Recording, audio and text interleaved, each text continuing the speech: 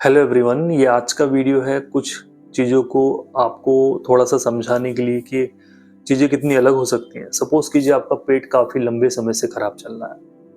काफ़ी लंबे से समय से खराब चलने का मतलब है कि आप सपोज कीजिए कि आपको ऐसी स्टूल आती है, ऐसा मल आता है जहाँ पे आपको खाना पच के नहीं आता है।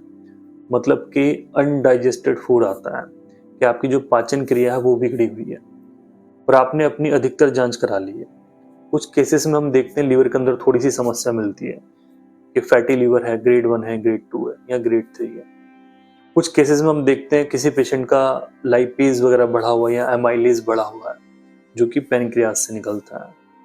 और यहाँ पे पेशेंट क्या करते हैं, वो सोचते हैं कि हमारे पेट के अंदर समस्या है, हमारा लीवर खाना नहीं पचा रहा है। उसकी वजह से वो लीवर 52 लाते हैं या कोई और अन्य सिरप लाते हैं, उसको पीना शुरू कर देते हैं। बट वो देखते हैं कुछ समय बाद उनको फायदा नहीं लगता है। और कुछ डॉक्टर्स भी ऐसे होते हैं, जैसे गांव में डॉक्टर्स होते हैं, वो उनको ऐसी दवाइयाँ देते हैं कि उनको थोड़ी मल कॉन्स्टिपेटेड हो जाती है, मतलब उसको रोकने की दवाई देते हैं। क्योंकि ऐसे जो पेशेंट्स हैं उनके अंदर एक समस्या और होती है कि उनको बार बार स्टूल जाना पड़ता है, उनको बार बार फ्रिक्वेंसी होती रहती है, स्टूल की अर्जिंग होती रहती है। इस तरह के पेशेंट में देखा जाता है कई बार अनडाइजेस्टेड फूड आता है, कई बार देखते हैं कि म्यूकस आता है, कि वो नहीं आ रहा तो साथ में कई बार म्यूकस आता है कि सफेद सफेद सी झाग आने लगी है। और कई बार देखा जाता है जब ये परेशानियां बढ़ जाती है तो कई बार ब्लड भी आना शुरू हो जाता है। तो इसमें पेशेंट के कुछ अन्य लक्षण भी आते हैं कि पेट में कई बार क्रैम्पिंग वाली पेन रहना, पेट में दर्द रहना, पेट में छूने में दर्द रहना, पेट में भारीपन रहना, पेट में ऐसा दर्द महसूस होना शौच करने के बाद, स्टूल करने के बाद, जैसे बहुत ज्यादा जलन हो गई है। तो कुछ ही सिम्टम्स दर्शाते हैं कि आपकी जो मेन समस्या है वो आपकी आंतों की समस्या है। जो आंत हमारी खाना पचा रही है उसके अंदर खाना अच्छे से नहीं पच रहा है। जो भी म्यूकस आ रही है वो आंतों के अंदर से आ रही है। जो वो ब्लड आ रहा है वो आपको पाइल्स की वजह से नहीं आ रहा है, वो आपको अंदर से आ रहा है, आपके इंटेस्टाइन से आ रहा है। वहाँ पे म्यूकस ज्यादा चली गई है और आपकी जो इंटेस्टाइन है उसका ट्रीटमेंट नहीं चल रहा है, उसकी वजह से वहाँ पे ब्लड ज्यादा आने लगा है।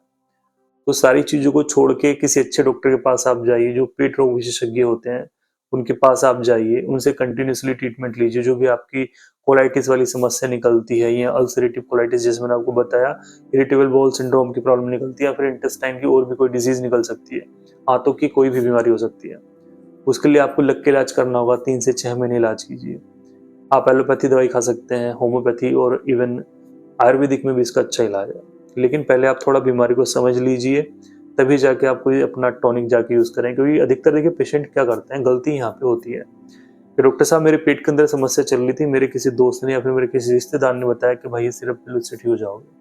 पेशेंट महीने 2 महीने सिरप पीते रहते हैं और उनको पता ही नहीं होता कि भाई हमें आंतों की बीमारी, हमें लीवर की बीमारी नहीं है, और वो सिरप को पीते रहते हैं और फिर कहते हैं जी हमें फायदा नहीं लग रहा है। तो पेट की हर समस्या का मतलब ये नहीं होता कि आपको लीवर की ही समस्या है और आप लीवर की कोई दवाई ला के पिएंगे तो आपको उससे आराम हो जाएगा, ऐसा बिल्कुल भी पॉसिबल नहीं होता है। पेट के अंदर मैंने जैसे कुछ वीडियोस में बताया कि बहुत सारे ऑर्गन्स होते हैं, उनके अपने अलग अलग लक्षण आते हैं।